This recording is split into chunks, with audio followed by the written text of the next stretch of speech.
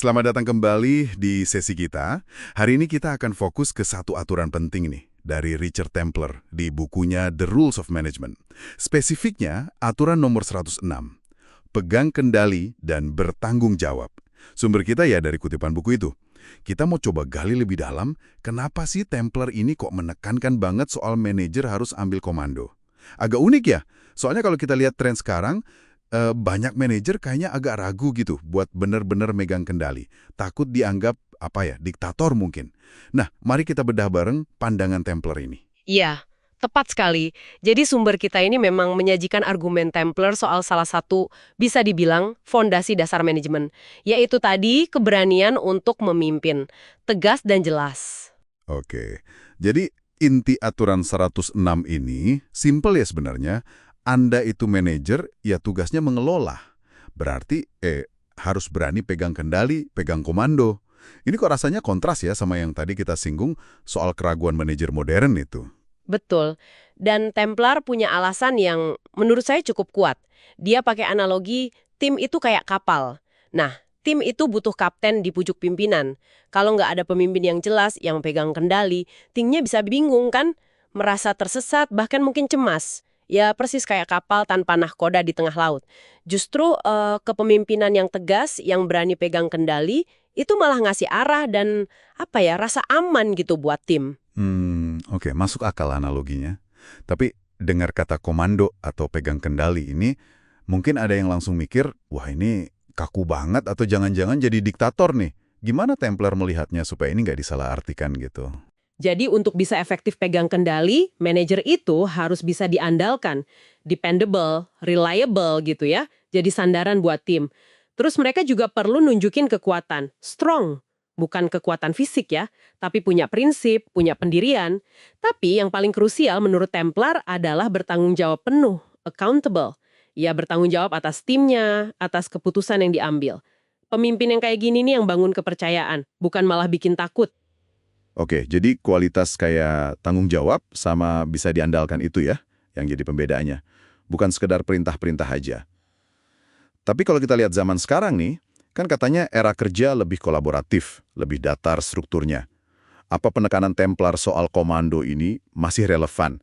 Nggak terasa agak kuno gitu? Nah, ini dilema yang menarik memang. Trennya kan ke arah kolaborasi ya, tapi argumen Templar ini bisa kita lihat begini. Kolaborasi yang paling efektif itu justru terjadi kalau ada kerangka arahan yang jelas. Kalau nggak ada yang berani ambil keputusan final atau menetapkan arah mau kemana, kolaborasi bisa jadi cuma diskusi muter-muter aja, nggak ada hasil.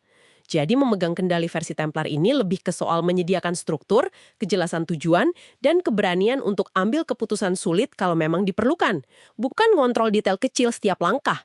Pemimpin kayak gini yang disebut Templar bisa jadi pahlawan buat timnya, sekaligus jadi orang kedua yang diandalkan buat atasannya. Oke. Jadi bukan berarti anti kolaborasi ya, tapi justru memastikan kolaborasinya itu ada tujuannya, ada hasilnya. Lalu ini semua artinya apa nih buat Anda pendengar kita?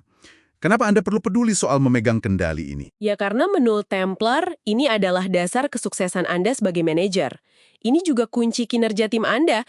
Kalau Anda berani ambil tanggung jawab kepemimpinan ini, ya dengan semua kualitas pendukungnya tadi, itu akan bawa imbalan yang sangat besar, kata Templar. Immense rewards, baik buat karir Anda pribadi maupun buat perkembangan tim yang Anda pimpin.